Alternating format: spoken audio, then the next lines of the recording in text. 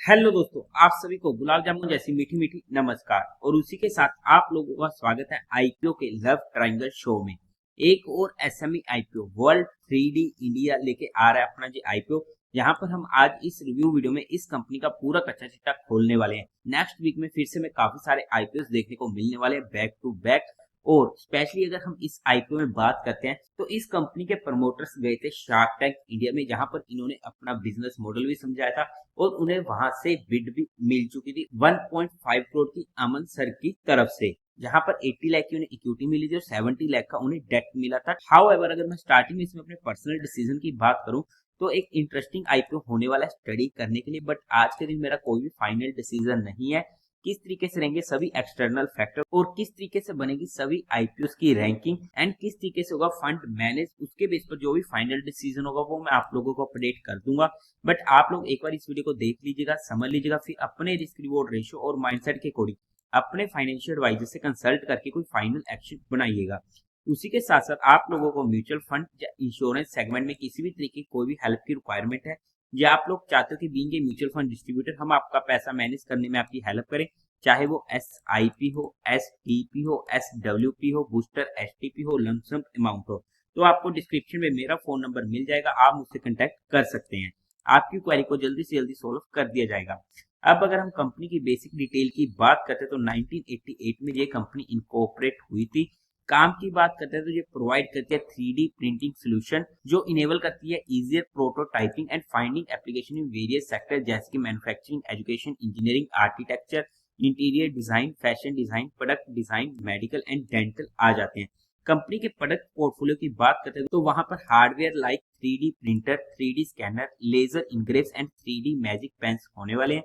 Second, consumable like 3D filament and 3D resins. Third, 3D prototyping services and other services company के product portfolio में आ जाते हैं। Company manufacturing करने लगी है 3D filaments for additive manufacturing using ABS and PLA plastic and ये offer करते हैं range of products at various price point and provides prototyping services using FDM, SLA, SLS technology including CAD, CAM, modeling, reverse engineering and vacuum casting।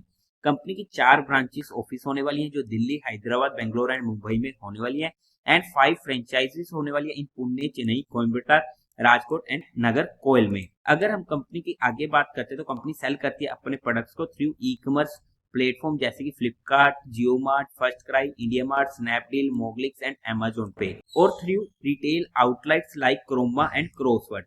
Company की competitive strength की बात करते तो ये India based brand offering होने वाले 3D printer, scanner, engraves, pen, filament, resins and prototyping services में। Second, इनकी डेडिकेटेड आफ्टर सेल्स नेटवर्क होने वाली है to provide excellent customer support, consistent focus on quality and established filament manufacturing capability for efficient backward integration. As of August 31 2024 कंपनी के पास 77 employees होने वाले हैं। काम वाइज बात करते हैं, एक इंटरेस्टिंग काम, एक यूनिक काम सा हमें यहाँ पर देखने को मिलने वाला है और क्या ये काम फ्यूचर काम हो सकता है वो एक हमारे लिए क्वेश्चन मार्क हो जाता है। आज के टाइम पे एक इंटरेस्टिंग काम हमें यहाँ पर देखने को मिल रहा है अगर हम एक नई इनोवेशन को लेकर चलते हैं। अगर हम कंपनी के कुछ इंटरनल रिस्क फैक्टर्स की बात करते हैं तो वहां पर इनका सिग्निफिकेंट रेवेन्यू जनरेट होता है टॉप 10 कस्टमर से, आप चेकआउट कर सकते हैं। 48% का 30 सितंबर 2023 तक, 55% का 2023 फाइनेंशियल ईयर में, 57 का 2022 में हमें देखने को मिला है। और ऐसे में किसी भी बड़े कस्टमर का लॉस होना या उनकी तरफ से ऑर्डर्स कम आना कंपनी के ऊपर डायरेक्ट इंपैक्ट कर सकता है।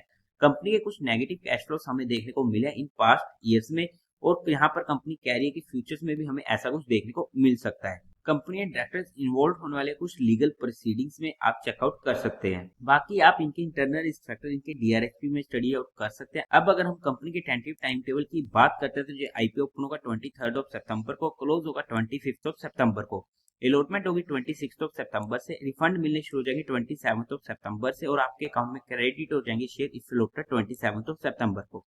टेंटेटिव लिस्टिंग डेट होने वाली 30 सितंबर की।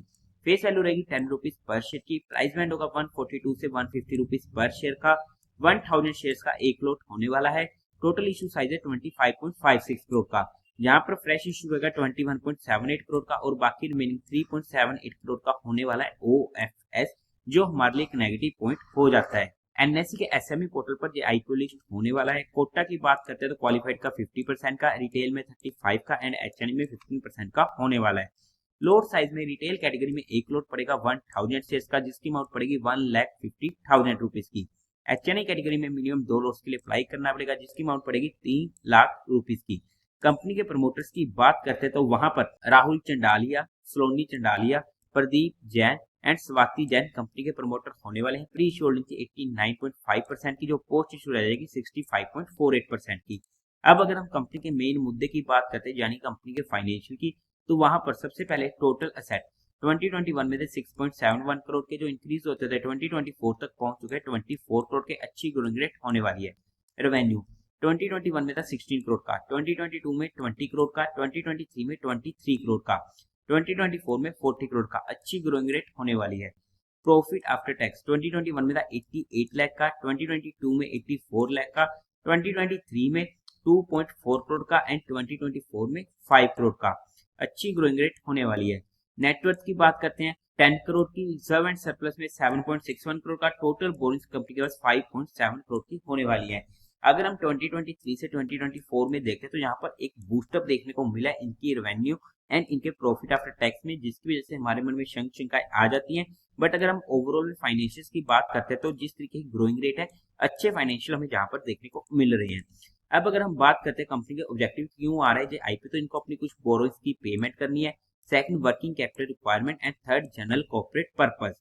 अगर हम कंपनी को फंडामेंटली बेसिस पर चेकआउट करते हैं तो मार्केट कैपिटलाइजेशन है 96.78 करोड़ की, ROE 61% का जबरदस्त, ROC 42% का जबरदस्त, डेट टू इक्विटी रेशियो 0.54 का कंफर्टेबल, रिटर्न ऑन नेटवर्थ 47% का जबरदस्त, प्राइस टू वैल्यू 7 का, प्रॉफिट आफ्टर टैक्स मार्जिन 12 का अच्छा है, ईपीएस प्री आईपीओ 10 का, पोस्ट आईपीओ 7.8 का ओके है, पी 14.9 की pre IPO and post IPO 19.23 की। अगर हम ओवरऑल में फंडामेंटली भी चेकआउट करते हैं तो अच्छे फंडामेंटल हमें यहाँ पर देखने को मिल रहे हैं। पीयर टू पीयर कंपीटिटर्स में आज के टाइम पे स्टॉक मार्केट में कोई भी लिस्टेड पीयर नहीं है, और अगर हम इसकी जीएमपी की बात करते हैं तो आज के टाइम पर 0% का हमें देखने को मिल रहा है। हाउएवर अगर हम वैल्यूएशन वाइज बात करते हैं according to 2024 financial year data, तो उसके बेस पर ना ही जीआईपीओ सस्ता आ रहा है ना ही महंगा आ रहा है, फुली प्राइस जीआईपीओ होने वाला है। बट हमने यहाँ पर सिर्फ कंपनी को education and learning perspective study किया है, किसी भी तरीके कोई भी इन्वेस्टमेंट टिप या एडवाइस नहीं है। फिर भी आप लोगों को कोई भी काम करना हो या कोई भी एक्शन लेना हो तो एक बार अपने फाइनेंशियल एडवाइजर से कंसल्ट करके कीजिएगा। तो देवी और सज्जनों, उम्मीद है आप लोगों को ये वीडियो अच्छी लगी होगी, तो इस वीडियो को लाइक कीजिएगा, शेयर कीजिएगा और साथ ही साथ चैनल को सब्सक्राइब करें। हर हर महादेव।